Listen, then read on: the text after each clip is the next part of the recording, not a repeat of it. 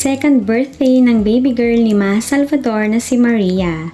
Pinaghandaan talaga nila ni Rambo ang event para sa anak na dinaluhan ng family and close friends. Mermaid theme ang napili ng mag-asawa at hilig din ni Maria ang mga mermaid characters. Favorite niya itong panoorin lalo na noong nagpunta sila sa Disneyland ay paulit-ulit niya itong tinitingnan at tinuturo.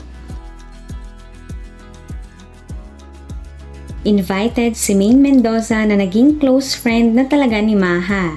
Simula mabuo ang kanilang friendship ay supportive sila sa isa't isa. At syempre, hindi mawawala at always present ang mga katropa na masaya at laging nagpapatawa.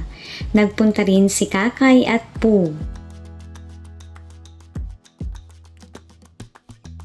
Super excited si Maria na mag-explore at nag-dive kaagad. Hindi lang bata ang nag-enjoy kundi ang mga matatanda, time na rin nila para mag-banding.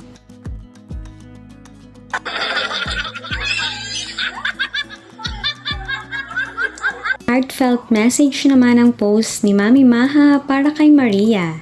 Sabi niya ay sulit lahat ng pagod ni Mama sa pagplano ng birthday mo.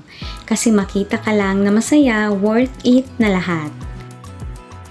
Dahil sa'yo, mas lalo kong naintindihan kung gaano kalalim ang kayang ibigay na pagmamahal ng isang ina sa anak. Dagdag pa niya, and happy 2 years of motherhood din sa'kin. Sana maging mabuti akong ina palagi para sa'yo. Kakayanin at ilalaban ko lagi dahil ikaw ang pinakamagandang nangyari sa buhay ko.